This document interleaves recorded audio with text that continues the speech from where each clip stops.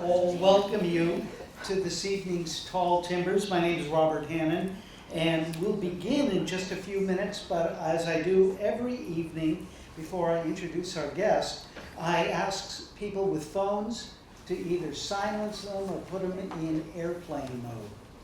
And then I want to mention some other great events that are taking place this week.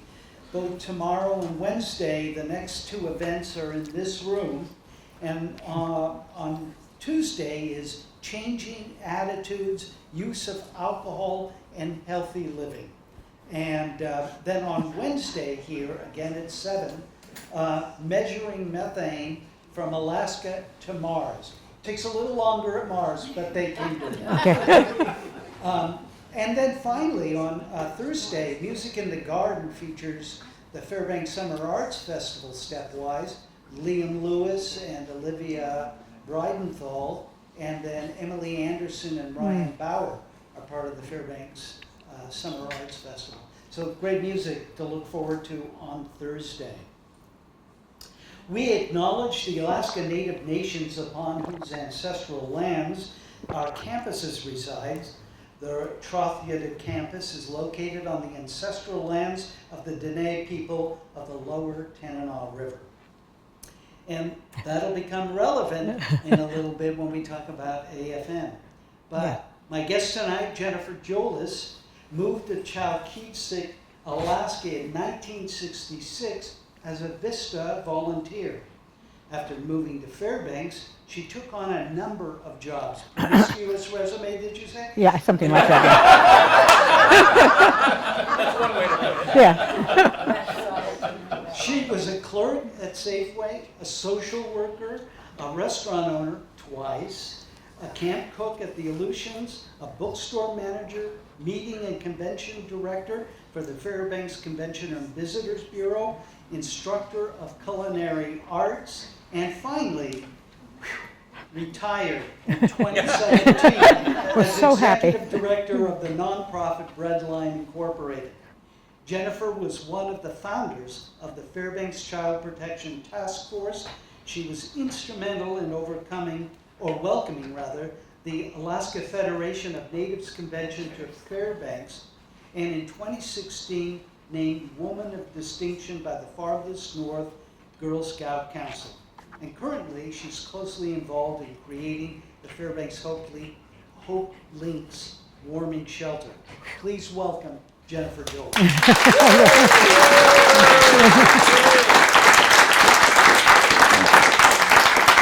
Boy, that reception, I say let's wrap now. Okay. Yeah, we're done. Right in there. We are done. Can everybody hear me, by the way? No. Can I be heard? No? No. Oh, well, maybe turning it on would help. Okay. Let's try again. Try again? Yes. Oh, my Yes. God. Okay, fine, I can do it. Now, Jennnifer, your family hailed from Europe and came into the U.S. in the 1930s, right? That's correct. Yeah. Yeah. And what parts of Europe did they come from? My grandparents lived in what's now Belgium and Holland. It was basically Flanders. And then they moved to England. And they lived there. My father was born there. And they all moved here in the late 1930s, I think, wisely. But the impetus was to start a new business here, or a continuation of their own. Their old business was industrial diamonds, and that was, A little lower. little lower. I could talk lower. Yes. Does that work? Good. Okay, right there. Okay, fine. Close to my heart. Industrial diamonds, which were needed for the war effort. But your maternal grandfather was escaping persecution. He was. Do I have that right? You have that right. And in that part of Europe, which is probably that Russia thinks is Russian and a lot of countries think is their own space, it's sort of undefined. He was 14 years old and he was escaping pogroms. Wow. Yeah. So. When many of us think of other countries, we think of their foods. For example, Italian and French and whatnot. I'll bet you, coming from your family, has some great recipes. Do you have any that come to mind for you? I gotta say that most of my early memories involve food. It's really true, and maybe that's true of everybody. I don't know, But there's a recipe actually that I didn't learn the actual recipe till many years later when Karen Fox gave me a cookbook that had it in, and that was, I remember it was a poached chicken and it had a lemon sauce, and the rice was served in little, little things like this. It was all very pretty and it was delicious, and I could never recreate it, and Karen found this book and I can recreate it now, and I'd be happy to share it with anybody who needs it. My grandmother's go-to dessert was chocolate mousse in one bowl, and in another bowl, orange jello. So, I mean, which made sense, of course. It doesn't make sense. But she also tried avocado ice cream. That's not getting passed down. Okay, forget it. Although it's come back, it's very chic. I mean, you find it all, anyway, I'm not doing it. Seriously. Wow. Yeah, absolutely. In Gilroy, California, I remember having garlic ice cream. Absolutely. I drew the line there. Okay. My mother's mother was, and she died the year before I was born, and her name was Jenny. And she was a fabulous cook. And I, as I say, I never met her, but even my father, who divorced my mother, when he would talk about my grandmother, would say, you know, she's a bit of a nudge. You know, does anybody know what a nudge is? You know, somebody who's kind of pushy. And, but then his eyes would glaze over and he'd start talking about her deep dish apple pie.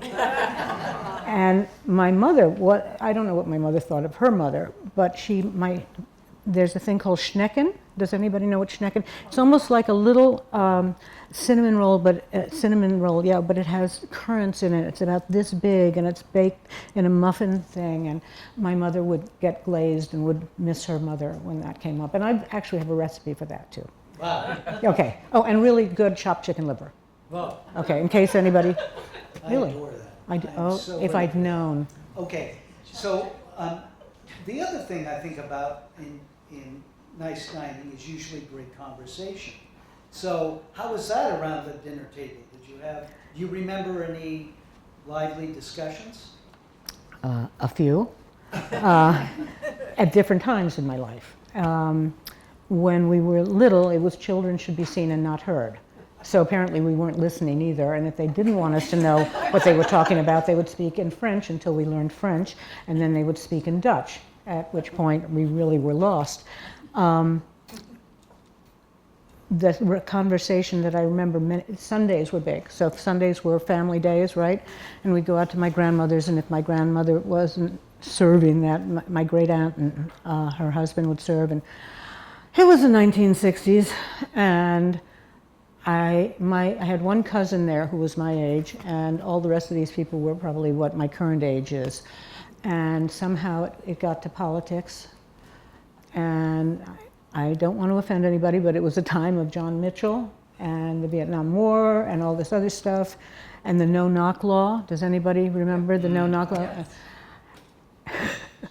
And my favorite aunt, I guess she was my great aunt, was yelling at me, "She's a Black Panther! She's a Black Panther!" about me. I was like, so conversations at that level were not terribly useful. Later, around my siblings and my father and mother, the conversations were always about food. Always. But like it was, do you remember that meal we had? Do you remember? Or, oh, the best meal I ever had. Or, all this. I mean, it was crazy. I have, we were an early melded family. So there are 5 siblings and semi-siblings, and you know what a melded family is. But of the 5 of us, 3 of us went into food. One of them could have, but instead she hired caterers, and she was a New Yorker. And the 5th one led tours, which also was kind of a family thing of being hospitable and taking care of people. You talked about your dad a minute ago. You told me that he was a really gracious host. He was. Yeah. Tell me about that. He loved to entertain. And I think ever since he was a child, I mean, he talked about being young with his older brother, and they grew up in Europe, right? And so they were someplace like in Austria, and they were kids, and there was a contest at the ice rink to see who could do the best, and they put pillows in themselves and went out, and they'd never been on the ice, so they won, okay, because they were hysterical, and I mean they kept falling on each other and things like that. But he loved he loved entertaining. He loved people. He really did. He was quite amazing. He wasn't, and you will be glad to know that I come by this honestly. If I don't remember your name, I got that from my father. But I'll be happy to see you, okay? When I got married, he was the person welcoming people at the door, and my mother came. They'd been divorced for some years. And he went, "Oh, it's really nice to see you. Thank you for coming." And my mother looked at him and said, "Bernard, it's Ruth." And he went, "Oh, okay, fine." But I mean, but he loved to entertain. He loved to take care of people, and he was really good at it. He was very good at it. And as a restaurateur, do you think you channeled him at all? Absolutely. Also, I think I mentioned to you, he was not a great businessman, and I channeled that as well. But I channeled the love of good food, and I channeled having eaten a lot of good food because we traveled, because my mother was a travel agent, and we still had family in Europe. And yeah, I think that anybody who ever worked with me will tell you that we talked about that the people who come in the door are our guests. Those are our guests, and we take care of them. And yeah. Yeah. So the other thread that sort of runs through your life is this engagement with social issues and helping people. Do you have a sense of where that came from? I had an older sister, and I felt like I was the underdog. Maybe I hadn't thought about this. And, I mean, I know I didn't tell you, and I know it didn't come to top of mind when you asked me earlier. So I think I was always for the underdog, and I remember, yeah, that's it. I worried about the underdog. Mm-hmm. And I literally, I mean, you know, if people were mean to animals or to children who couldn't protect themselves, I really think that that's what probably motivates me. And you know, do you all remember being 12 or 13 and wondering why you were in this life and what you were going to do? Maybe not everybody did that. I know not everybody did. My older sister never did that. She didn't. She really didn't. But I worried about that as I was growing up. I grew up in a very complicated religious milieu. And so I wondered what I was doing here. And I think that that's it. I think that it's to save people wherever I can, which sometimes means just handing a pair of gloves to somebody. I mean, it's not, you know, cosmic. Well, it's so interesting because you grew up in and around New York City. And I think one of the virtues of a big city is often access to all sorts of cultures, all different kinds of people. And do you think in some ways that was true for you? And what was your relationship to the Big Apple? I hated it. Okay, next question. I grew up, the first 7 years of my life, we lived in what is now suburbia, but to me was like, my grandparents had 10 acres, my family, we had like probably 5 or 6 acres, and there was a woods right next door, and you know, we were always out, and there were horses next door. And so I always thought of myself sort of, you're gonna laugh, a country person, okay? And so my parents separated and we moved into New York City, and that was like the worst. I mean, I used to think about running away. You know how on highways they have medians that are big, deep, you know, maybe it doesn't happen on the West Coast, but you know, it looks like it's a forest. And I think, I'll run away there, you know. Yeah, no, I hated New York. Okay. Well, before we get to your education, you told me one of your early jobs when you were 16 years old was as an operator, a telephone operator. The best. Oh, I loved it. Oh, and in fact, it may have influenced my entire life. Okay. You remember Lily Thompson? Yes. Lily Thompson. Okay. Yes. That was my job, and it was in my father's office, and I just, you know, hello, oh, Mr. Smith, you'd like to speak to Mr. Jolis. 1 moment, please. Put him on hold. Mr. Jolis, there's so-and-so and so-and-so, Mr. Smith on line 1. Okay, then you connect them. And it was like, I think that's a model of my life. Well, it is making connections. It is, yeah, and it really is, it's what I'm best at. I mean, I'm not bragging about this. I don't think it's necessarily, it's not saving the world, it's not inventing something. almost anything. But I think that's what I do. And it's like why I love the bookstore, right? Because you'd come in and we'd just get a book and I'd say, Robert, we just got this book, you're gonna love it, you know, or we just made this in the restaurant, you've gotta try it. Yeah, that's sort of, and at other levels too. But I mean, those are basic levels, and that was, you know, connecting people. Yeah. And so, yeah. And you had to be quick, though. I Yeah, mean, you had to. sometimes if it was a Yeah. busy day. Yeah, I loved it. I saw them. Okay, so you went. But I was not as funny as Lily Tomlin, I just wanted to know. Or as tall, Yeah. just saying. How about the hair? Well, maybe, I don't know. Steve's hair is a big- yeah, yeah. big hair. Everywhere. Okay, now you went to Georgetown University, and you originally, was it making connections that led you to foreign service? No. No. Oh, okay. No, it wasn't. It was, oh dear. Okay, so does anybody remember 1963? Does anybody remember 1962? Yeah, everybody out here does. Okay, fine. And the Cuban Missile Crisis, and I was in my senior year at boarding school. And I remember listening to it on the radio under my blanket, you know, because it was left after lights out. And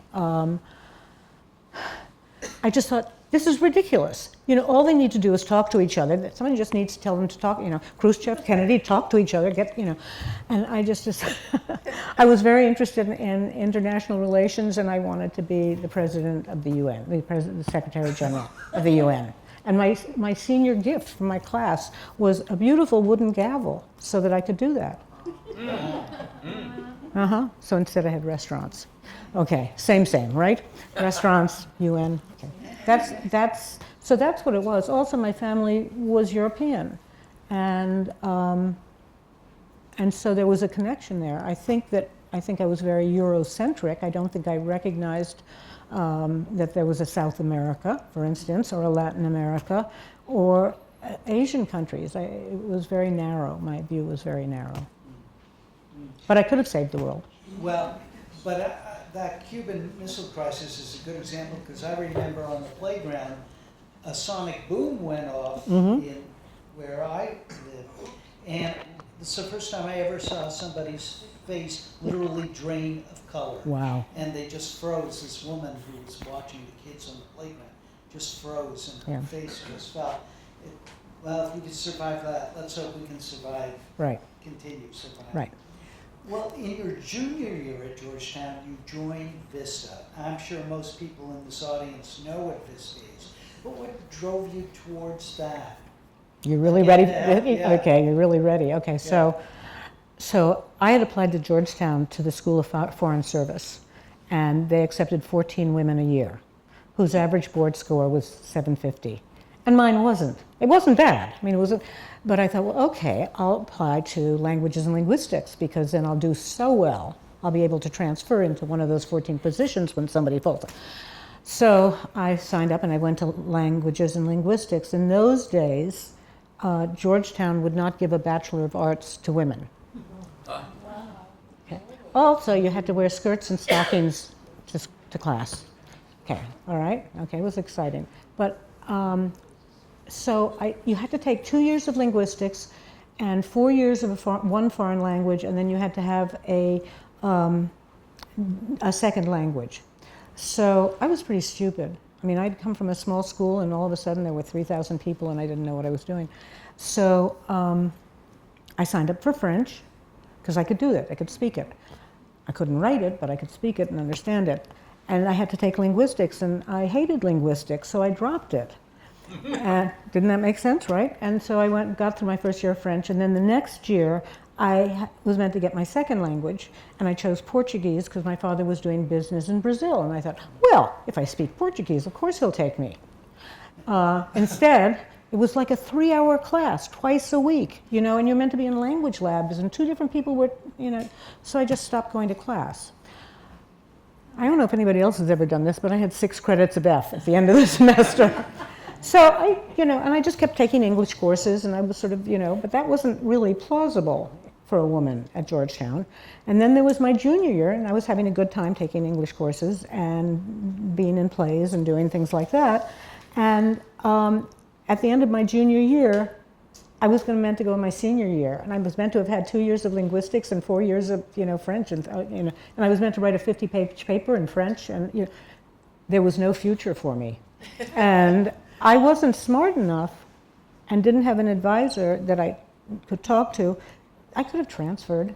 I didn't know that, so my future was very open, and I told you I could be a philosopher. I realized, I worried, what am I? And I finally went, okay, if I'm still alive at this time next year, I'll be somewhere doing something.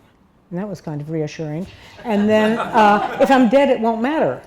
So there I was, not sure what to do. So I joined VISTA. And I joined VISTA. They had a program in Alaska. And truly I'd had a very lucky life. Today people will call it a privileged life, and I won't dispute that. I feel like it was luck that I was born where I was born, to the people I was born into. I was smart, and I knew that. You may not know that, but I was smart. And I traveled, and I had a good education, and it became important to see if I could use that in some other context. And the context, it seemed to me, was to be in a place where I was using that, A, to help other people, maybe, and B, where I was being tested on other things, like survival and things like that, and cold weather, and so I joined VISTA because they had an Alaska program. It just seemed like, and I was protected by coming to Alaska in VISTA. I landed and was at the university, and they paid our rent in Chalkyitsik, and they paid for food for us, and I even had mucklucks and an Eddie Bauer, parka from them. It was they were taking care of us to make sure we were successful. We were the VISTA 5, I think, or maybe 6. Anybody who's interested in that, there's a really good master's thesis on the VISTA volunteers in Alaska. Yeah, through here. Let's see. Sorry, that went on. No. So your first stop, or you landed in Fairbanks, right? Right. And it was a 24-hour flight? No. No, but It took me 24 hours. 24 No, hours. Wien had double booked. Just saying. Sorry. So there were a whole bunch of us in the Seattle airport. It was the old Seattle airport with the molded chairs, that did like plastic. You couldn't exactly lie down in them. It was pretty awful. And I was lucky, and I think I told you this, that a friend from Georgetown had grown up in Alaska but now lived in Seattle, and he came over and he rescued all of us, or many of us, and drove us around. And Seattle was really small then, and I remember the hills, like the 7 hills of Rome. And but he did teach us important things, which was that you pronounce Tanana, Tanana, and you pronounce the China, and really important things. And Ninana was Ninana. So we didn't make fools of ourselves when we got here. We may have made fools anyway, but okay. Yeah. But and was it during solstice that you arrived? Yeah, June 21st. Wow. Yeah, midnight. Yeah. And there were no fences at the airport. You just walked off the tarmac, and then come through the airport, and the airport pond was just one pond then, for anybody who remembers, and it smelled so good. It smelled so good. That smell, I still don't know, I'm not smart, not a botanist, whether it's alder or willow, but that smell that's so distinctly summer in Fairbanks. Anyway, it was just pretty wonderful. And it was light, I just wanted to say. I got a signal that maybe raise it a little. Raise it a little, Yeah, okay, but yeah. Jennnifer? People sounds great to me. Sounds great. But where? Is this good or not good? Is this too loud? Perfect, okay. I know who's been making the signals. What, switch microphones? You want this one? You're a pro. I'm an equal opportunity microphone. Okay, I know how to do this. Ooh, yes, Oh, yeah, okay. So now you don't know I've been funny and deep and wise? So the other question that I have here, it was here on campus that you stayed, right? Yeah, they trained VISTA groups on campus, and Lee Salisbury and Leslie Salisbury and Father Lyons and I don't remember. Those are the three that I remember who would come and talk to us about living in the village or how to, speaking to people. And I mean, it was very good. Yeah. Yeah. And Chalkyitsik. So tell me about arriving there. I'm not going to tell you that story. Okay.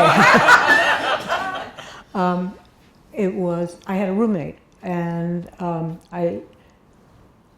it was really interesting. In a way, I was scared of her, but I was really grateful to her because she had gone hunting in Canada, and she knew how to cook on a Coleman stove, and she knew how to cook food that came out of cans, and all these things I really didn't know. And so I'm very grateful to her.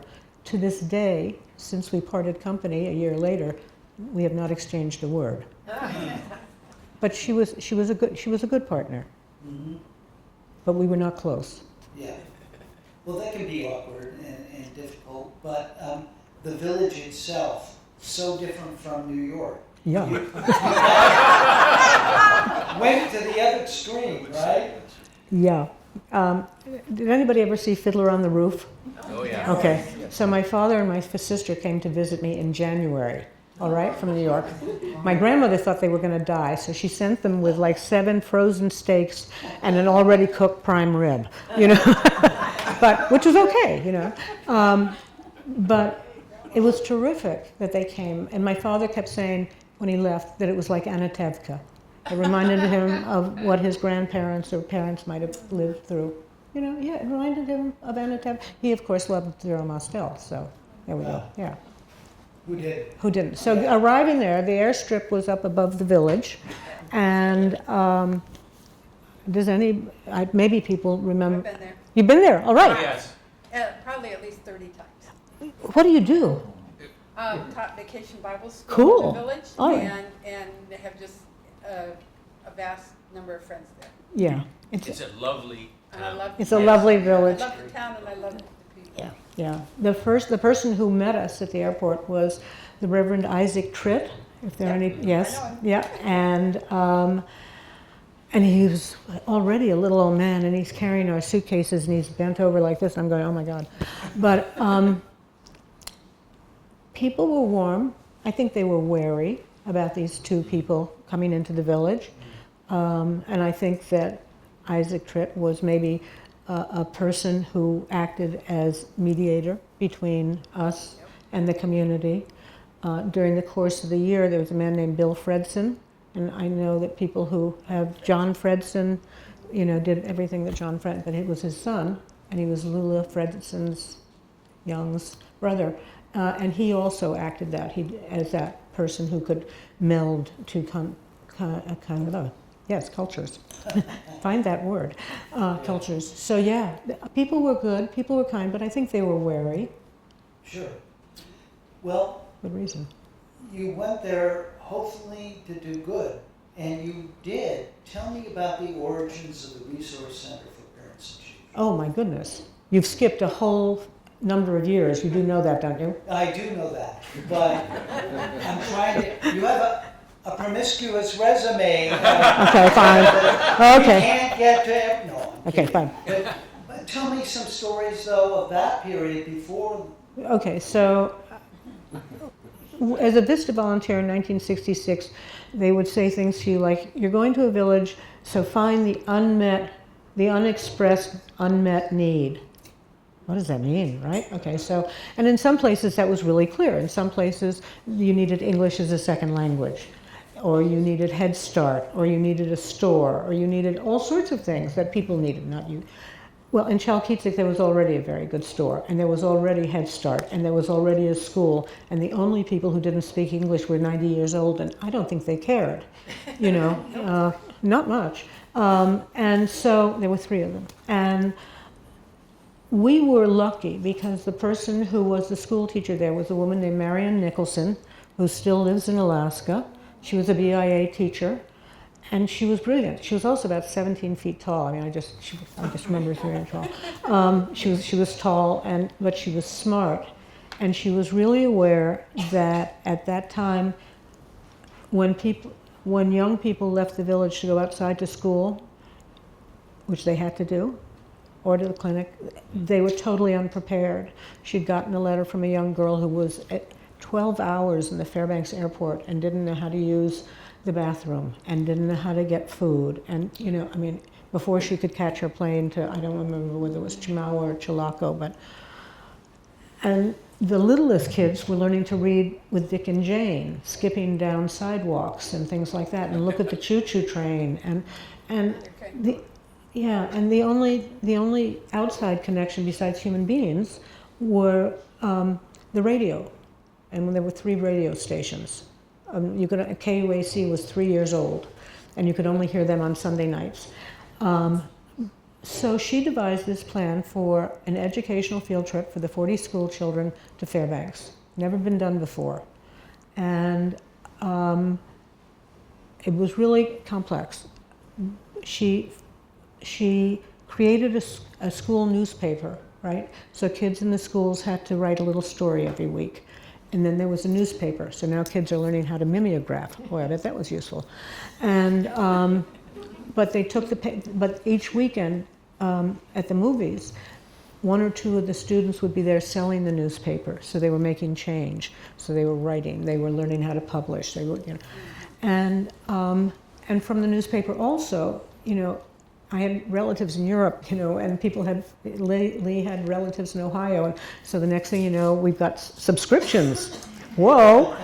And the first subscribers in Alaska were the Usabellis. Yeah, so that was pretty cool. Hello. And so that became part of another thing. We raised $40,000.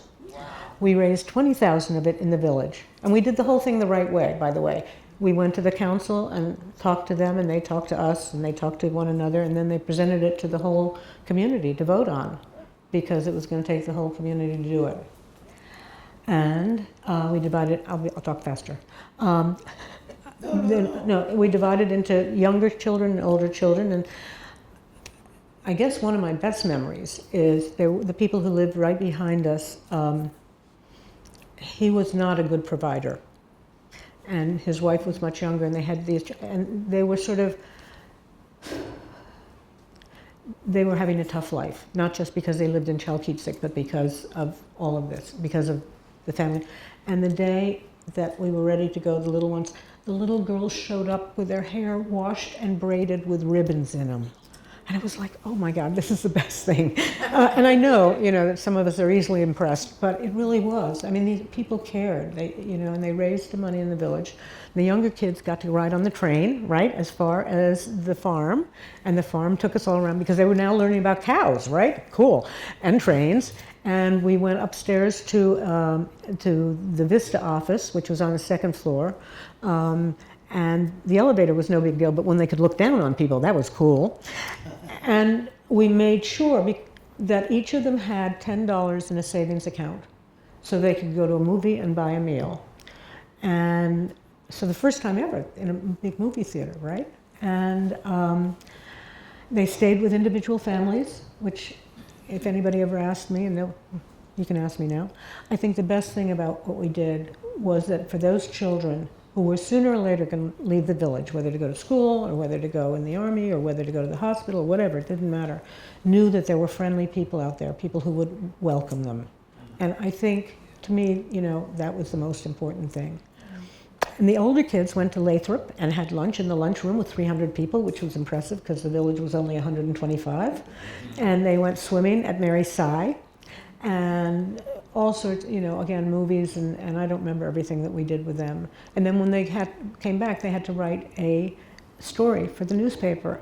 And they did, and they talked about swimming in a great big box of water, which some things stick with you, don't they? Right. That's a great description. Isn't it? Absolutely. Maybe we should tell the Borough Assembly, that's all it is, Mary Sy, great big box. But, so that's what we did.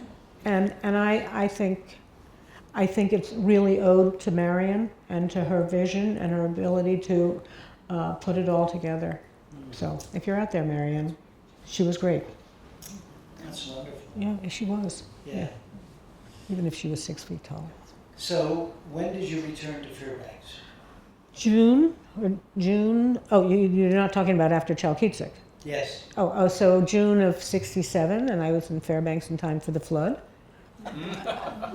Any memories you want to share of that? So I was taking care of a house where the bank is on the corner of Geist and University Avenue. And it was the last place in college to flood because it was a tall A-frame. Anybody remember that tall A-frame? Was anybody here? Okay, fine. So all the animals, people came with all their animals, and they were all on the top floor of the A-frame. And I remember walking through the water to campus, and was one of the people who sandbagged the power plant, and that I spent years thinking every time I heard a helicopter that there was a flood nearby, and then it was time to be gone. So then I went back east. You know, Jennnifer, whenever I've traveled, if it's an extended period of time, there's always a cultural disconnect when I get back home. I think, really, this is where I live? You know, how is it returning to New York from a community like Chalkyitsik? The other thing about my father is he liked to tell stories. Okay, so you're just going to have to forgive me, or you can leave and I won't be upset much. So when I came to Alaska, I had one dress, right? Because you never knew when you were going to need a dress. And it was a little wool sleeveless dress that came down to about here. For those of you who can't see, that was like just below my knee, right? And my father met me at the airport in New York, and there were all these women running around in tights that were really, they were, who remembers the airline? Was it Braniff? Braniff. You all remember and the little skirts up to here? And that was culture shock. That was serious culture shock. And it was like, whoa, what's going on here? And my dress was way too long, you know, to have in New York. And yeah. My sister eventually asked me why I came back to Alaska. And there were a couple of reasons, but not least was the fact that you could wear blue jeans anywhere. Right? And she said, well, you can do that in New York City. And I said, yeah, if you buy really expensive jeans and you take them to the dry cleaners so they have creases down the front. And that was true. You could wear, you know, and that wasn't it. And the other thing was, and this, I don't think I told you this, I think that one of the things that really made me love Fairbanks was that there were no social strata. You know, we all could be friends all up and down what other people might think of were social layers. I don't know what else to say. That was really important, and that was not true in New York.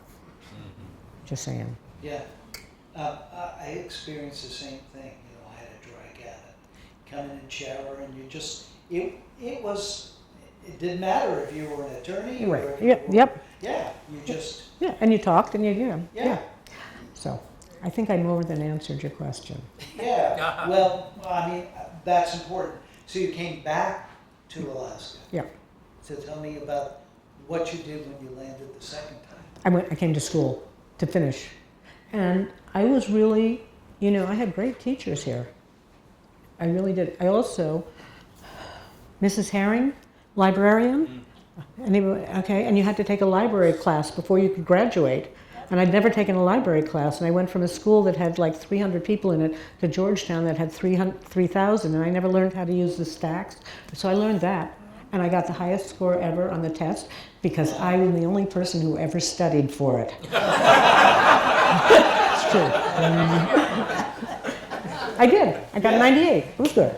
I don't know what I missed. I must have missed something. So I came to school, and that was in the fall of that was in January 68, and I graduated in 69, so I did my last year and a half here. And I think in the summer in between, I could be wrong, it could be the next summer, I was a can-can girl at the Palace Saloon. In Palace, yeah, Jim Bell's first year. All right, yeah. Yeah, and I got fired. No, I quit 5 minutes before they fired me. Because, you know, Chalkyitsik was a dry village. And when it went off being dry, which it did a couple of times while I was there, it was not, you know, so I was really pretty, I wasn't big on alcohol. and people drinking. And despite the fact that there I was, being a can-can girl, I wouldn't accept drinks from strangers. So they were going to fire me because that apparently was a source of income. And they had already outfitted and measured, the can-can skirt and everything for the person who was following me. And I have no idea who it was. Wow. Yeah. So, Can we move to the resource center? yeah. Just checking. Sorry. No, that's okay. You all have 2 or 3 hours. Yeah. No. So in between being a can-can girl and the resource center, I was a clerk at Safeway, which actually was kind of fun because it was the old days and you had to memorize all the things. That was fun. And then I was a social worker, and I finally didn't know what to do. You weren't qualified for that. I wasn't, but if you had a bachelor's in anything, Yeah. they were happy to have you. But I sort of didn't know what to do with my life. I was at a point where I didn't know what I was doing. And so I joined VISTA again. There was a VISTA program through the library, through the borough. And some of the names who were there, Pat Cole was, we were there. And I don't know, I'm sure I was meant to be finding another unspoken, unmet need, but I don't know what it was. But one day one of the women girls who was in VISTA with me came in and she was really upset, was talking to me because in the apartment next door she could hear child screaming and crying and parents yelling and sounds of slapping and things like that. And she didn't know what to do. And I checked around and there was nobody knew what to do. And so I think I went to Mary Carey, who was the head of public health in those days, and talked with her. It was so divided. So teachers knew they had to report it, but who were they reporting to? The hospital knew, the police knew, the schools, but the army, people in churches, but nobody, there was no network, okay? And so Mary Carey and I and Blanche Brunk and Carol Bryce and later Michelle Bartlett, wherever you are, and Don Hart, who was the Episcopal minister, and somebody from a base. We began creating this thing that was about educating the public and also creating lines between people so that they spoke to one another. So if the police got a call, somebody who was a social worker who had that case would be notified. And so that's how it began. And eventually it became a resource center for parents and children, and it grew. That's pretty much it. Yeah, because it was a real need. It was a real need, yeah. Yeah, absolutely. Well, let's shift gears a little bit Okay. from that social service aspect back to the culinary. Ah, Because you were a restaurateur twice. So I know John Fitzgerald yep.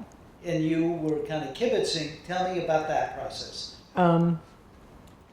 Yeah. So I was at another point in my life where I didn't know the next thing to do. And I thought, well, maybe I should teach cooking classes. Unfortunately, I'd never taken one, but I had cooked for enough people who were like enthusiastic that I thought that this was something I could do. And the truth of the matter is I like applause, which, that's it. And thank you.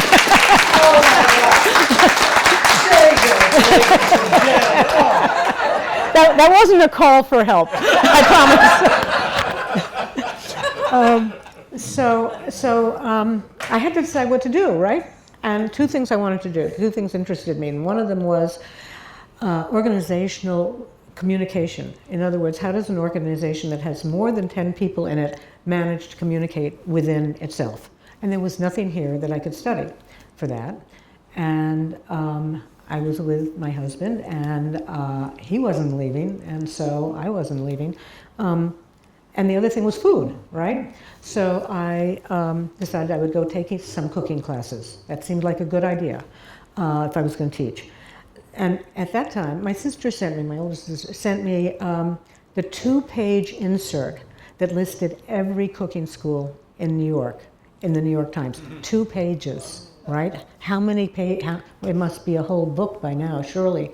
Anyway, so I went through and I looked at and I took classes for about 3 weeks. Some of them were one-night people. I took 5 days from one person, the most influential person, and 1 from an Englishman and 2 from Frenchman, and so on and so forth, okay? And then I came back and I was like, oh, I can make desserts now, and got to be friends with John and with Ron Anderson, who owned Gate 5 Chowder House, yes, okay, and began making desserts with them, and there you go. Wow.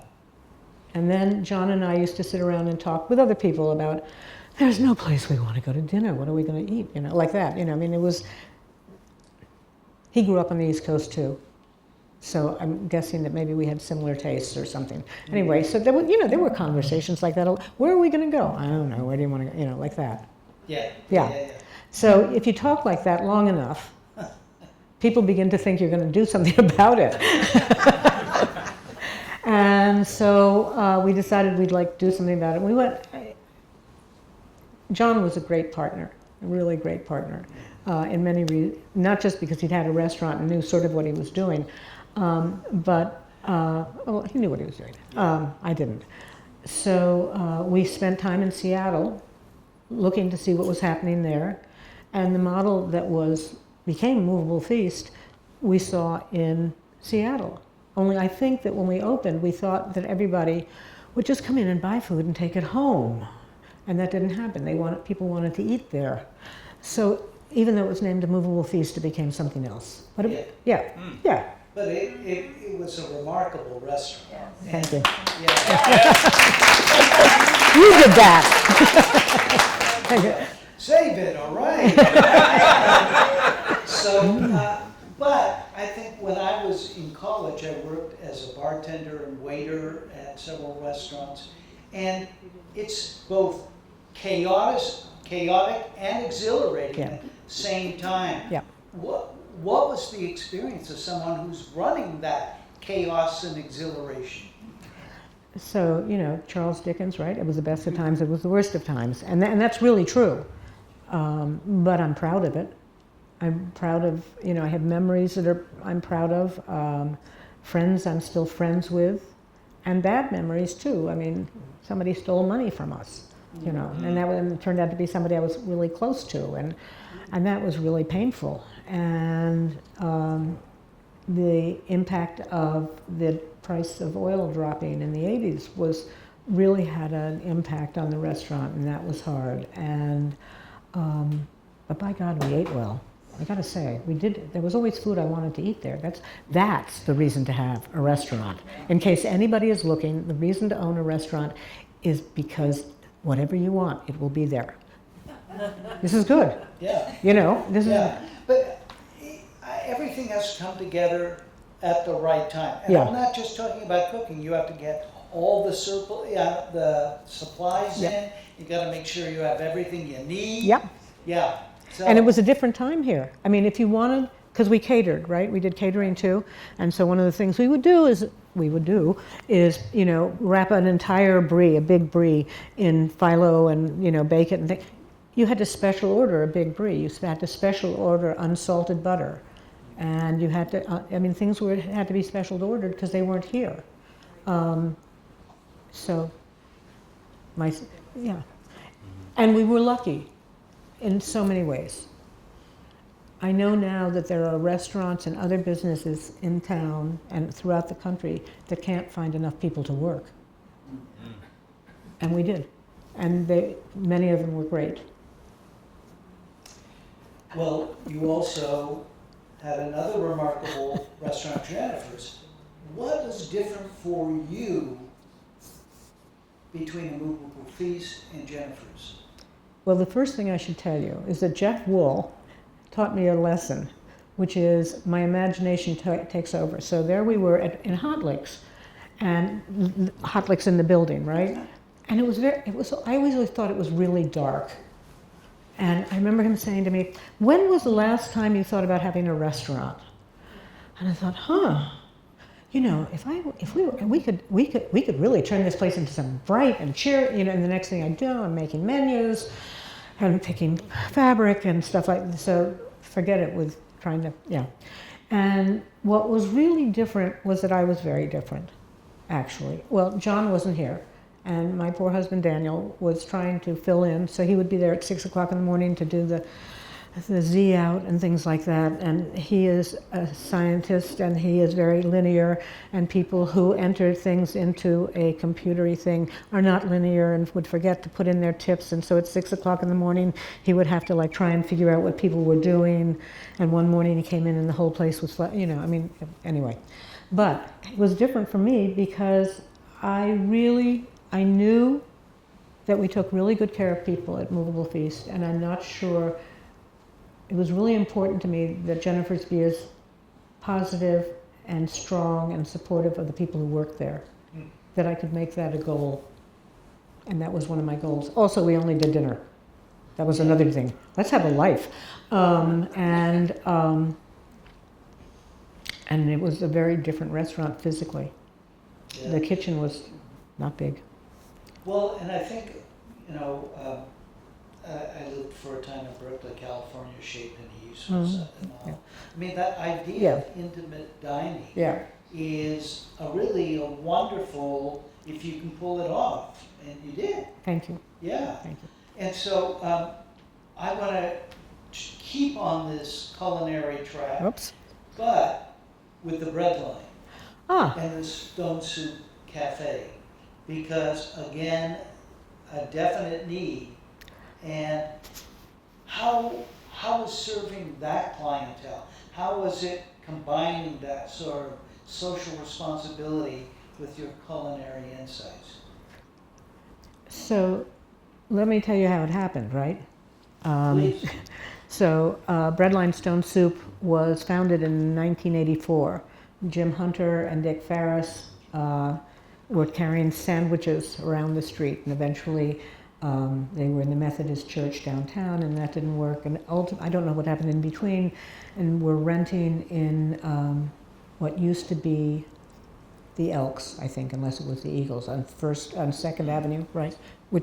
And That was the Eagles. that was the Eagles. And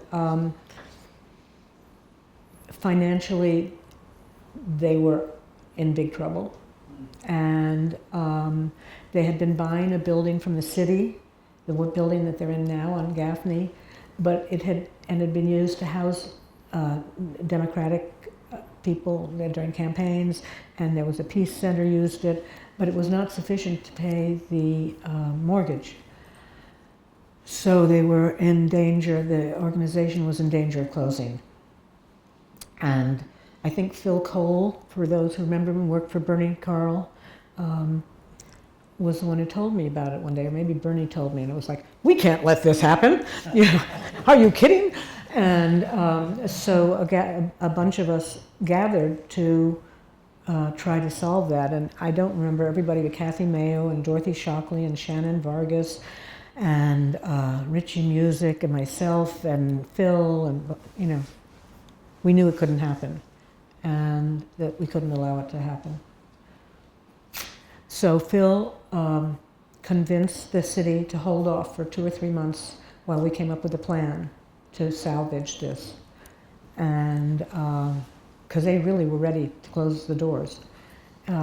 So in that time we came up with like 5 things that we felt were our goals, that were realistic. And one of them was to secure both the organization and its reputation in the community, and to move out of the place where we were paying between $2,000 and $3,000 a month in rent, and somehow, and somehow finish off the building that would be our home, and convince the city not to close the doors, and that we would someday have an executive director, and that we would have a job training program for people, because it wasn't enough just to feed people.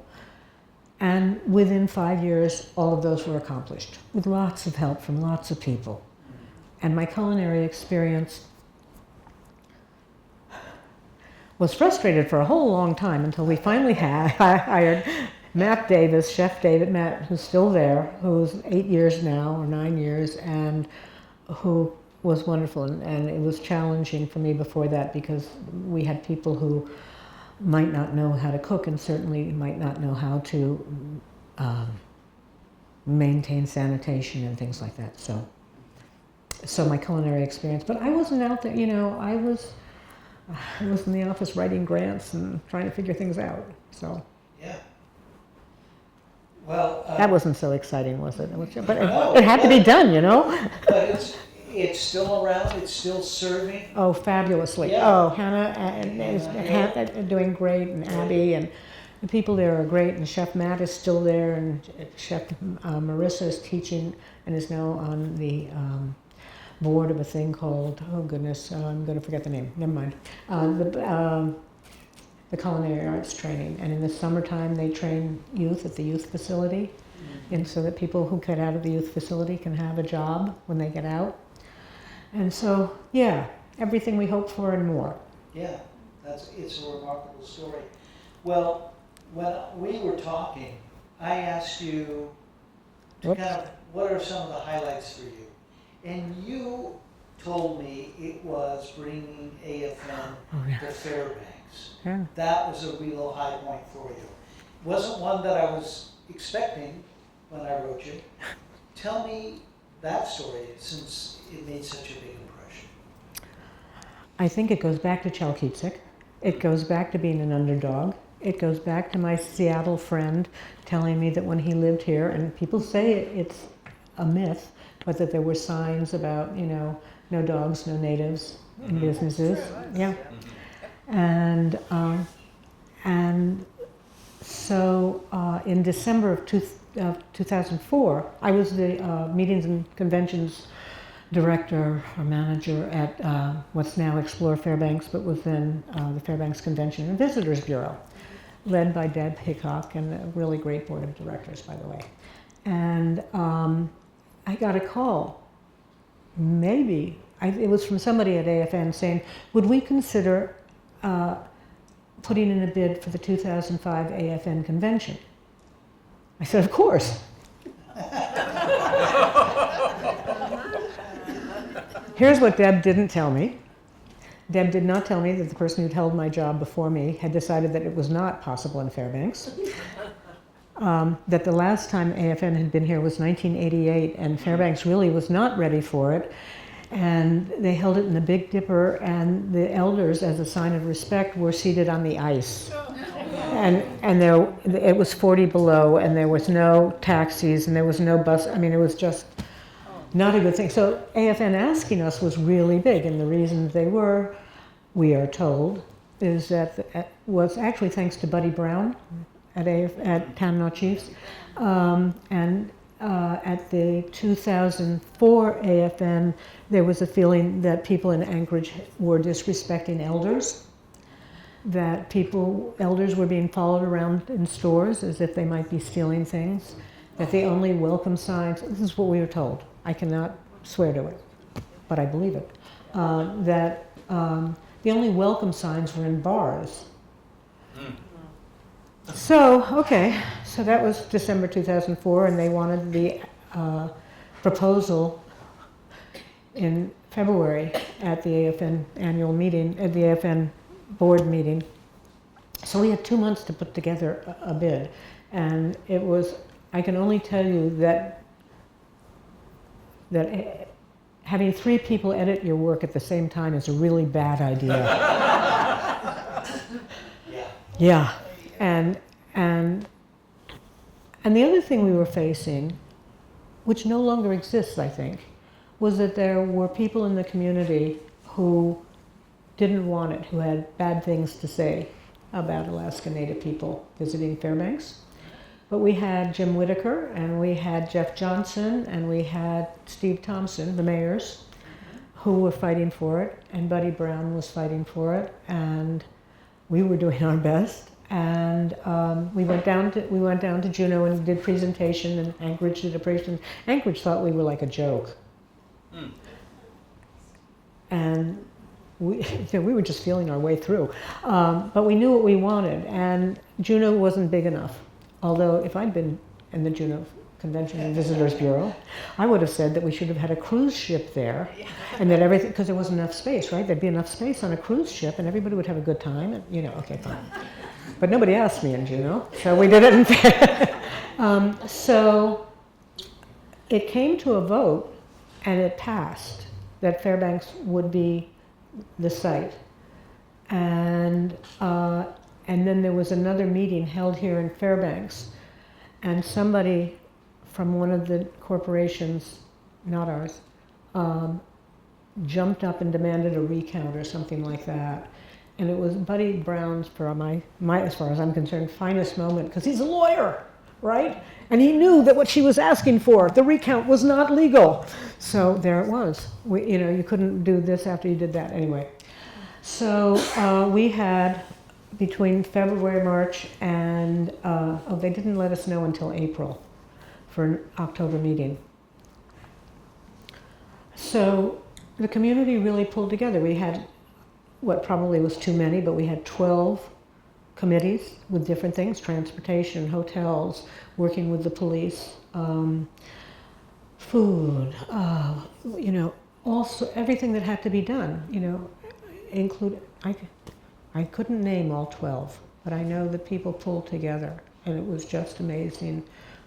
We also, Dan Hoffman was chief of police then, and he had his people absolutely on board, and the police went out to the hotels to look to see if there were any places that were dark that maybe should be lit, and we had a whole cross-cultural communications thing where Karen Lane, who was with the Convention and Visitor Bureau, and I, and Rose Wood, who I think may have been at FNA then, we would, you know, we could do it in half an hour, we could do it in an hour and a half, but to give people some idea of who was coming, and that there were ways of communicating with people respectfully.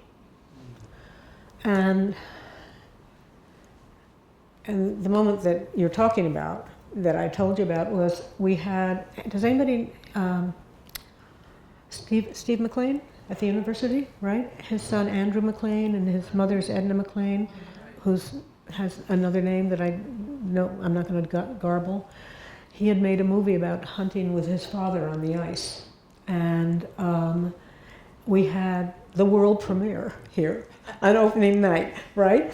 And I was just driving towards Pioneer Park to the Civic Center to see the opening. I was just so proud of Fairbanks. There were signs everywhere welcoming people. It was really moving. You can't tell, can you? Yeah. Well, it was great. And then tell the cap. That they wanted to come back. Right. The delegates voted from the floor the last day of the convention that they wanted to come back to Fairbanks. Yeah. It was great. It was not me, it was Fairbanks. It was Fairbanks. It was pretty great. It was the very best of Fairbanks. One lady who's a corporation leader from the coast sent in one of her people 2 months before the event to make sure it was safe for their people to come. Many people had really bad memories of being here, the 50s and 60s, maybe 70s, I don't know. Maybe doing pipeline or something. Yeah. And prior. Well, I'm going to stay with the theme though, because you had to pull together and forge a team for the HopeLink Warming Center, which is an important serving the homeless here. Yes. Yeah. So I want to hear about that. Am I doing okay with time? You know, because I really could talk forever. Yeah. I mean, if you have to leave, it's all right. We have a hope. Well, you have a hook. Yeah, Okay, yeah. fine. I can't see the clock. He purposely put me with my back to the clock so I can't see it. But he can.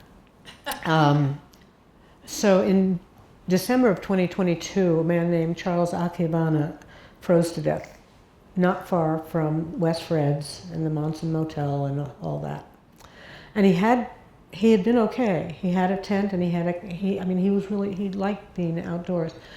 It burned and he didn't have a home and he froze to death. And the Newsminer published a story about that in January. And I sort of got livid because I don't think it should happen. And it's happened in Fairbanks for years in one way or another. In January of 2023, 22 people were in the emergency room for some kind of cold-related trauma. So anyway, so what I did was I was meeting with this group of people, this group of mostly women at that point, I think, and I wrote them this letter saying, I'm angry and I'm ashamed and I'm blah, blah, blah, blah, blah, blah, blah. Okay. And they said, well, you know, you need to send this to the News Miner. So I did. And Gary Black said, is this an opinion piece? And I guessed it was. And so they published it. And there was a lot of really positive feedback.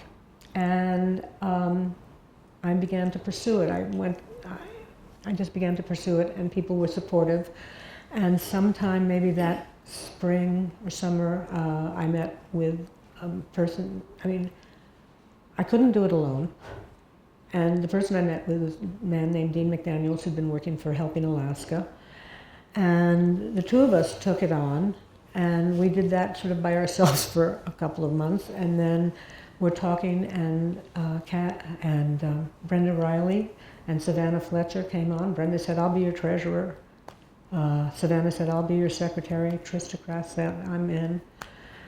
And we began, and it was possible. You should know this. We had an extraordinarily generous anonymous donor. So we did not have to go through all the hoops, although we were trying to go through the hoops, of getting grants and things like that. So we were able to do it. We found great difficulty finding a place to do it. So this is when I am now going to give you the pitch. As opposed to waiting until September to move into a place in October, we are looking now for a place that we can rent or lease that's about 2 to 3,000 square feet, has 2 bathrooms, 2 exits, and if it had a washer dryer and a shower, that would be grand. And we can lease it and we can pay for it, and the center is staffed every night with people who are peer supports. And if you're not sure what a peer support is a person who has lived the experience of being homeless or addicted or abused or all of those things, and has healed from it and has been certified as a person who can work with people who are still homeless. So we have 2 people on staff at all times. We have a program manager. We opened this past year from 11 o'clock at night until 7 o'clock in the morning, because we know that at 7 o'clock in the morning, everybody can walk down to Stone Soup for breakfast and have hot coffee. We provided snacks and hot drinks and comfortable chairs. And we had to turn people away. The building we were in, which was thanks to FNA, Fairbanks Native Association, really couldn't hold more than 16 people at a time. And Did you serve tons? So people sign in. They can sign in as Joe Schmo. It doesn't matter. We just want to know how many people are coming in and track that number, which, by the way, Alaska Mental Health Trust said that was okay. So we went ahead. But when we hit 15 or 16, people would wait. But if you were coming in from Chalkyitsik and you're getting on an airplane to Seattle tomorrow and you don't have any place to stay, you might sign in one night. I may be homeless, and because my relatives threw me out of the house because I was drinking or whatever, and I might sign in 10 nights or 15 nights or every night. Of the sign-ins, we had over 2,000 sign-ins in 3 months. And we always had people waiting on the front porch to get in earlier. So we're very aware of where we might be, that we might be able to open sooner, but that we would not impact. If a business closed its door at 9 o'clock, we wouldn't say, oh yeah, come by at 9:05. We have to protect our community as a whole. So, but we're looking for a place. So you can call me, or you can go online and write to President at HopeLink, FairbanksHopeLink.org, and we'll be happy to do that. So that's where we are right now. We're working towards the fall, before the fall gets here, and we're hopeful. Yeah. Well, my final question.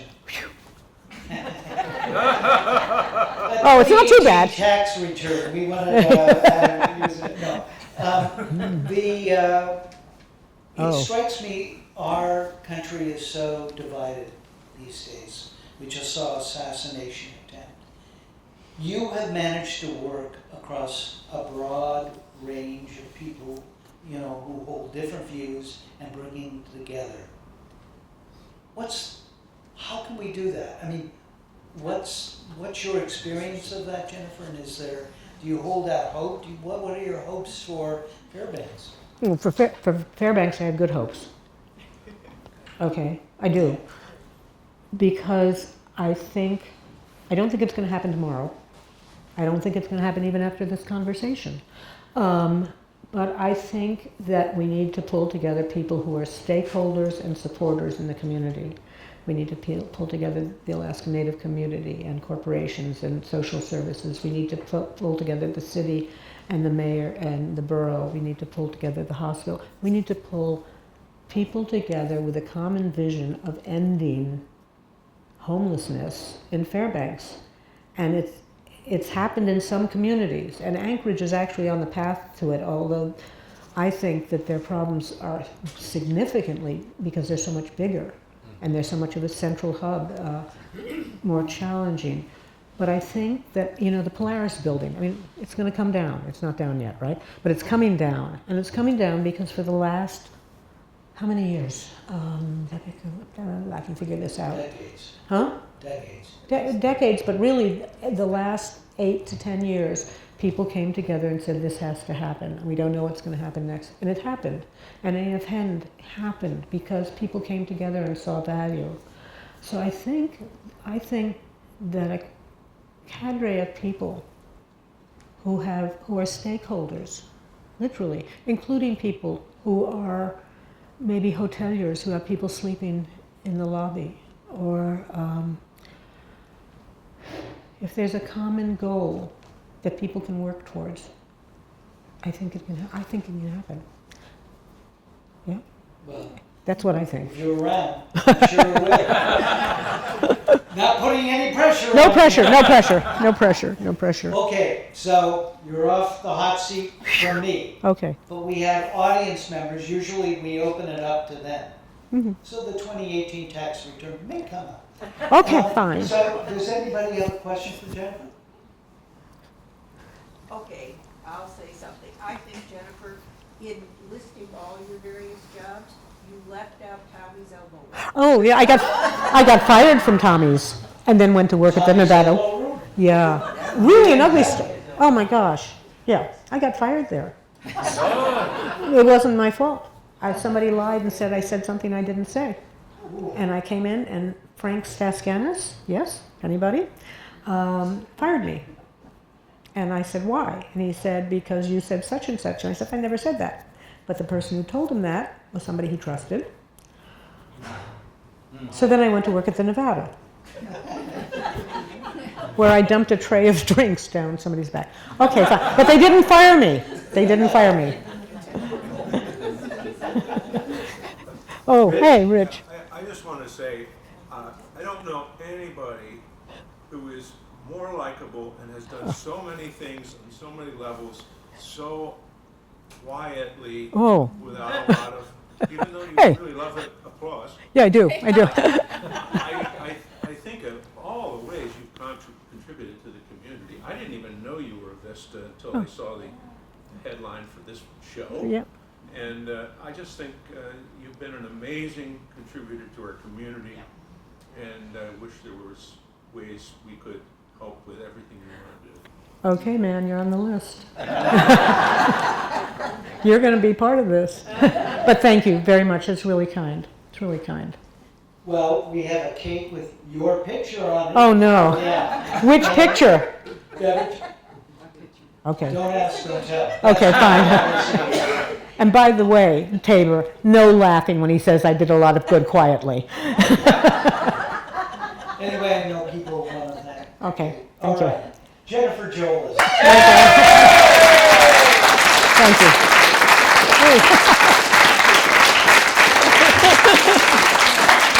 Thank you. Thank you.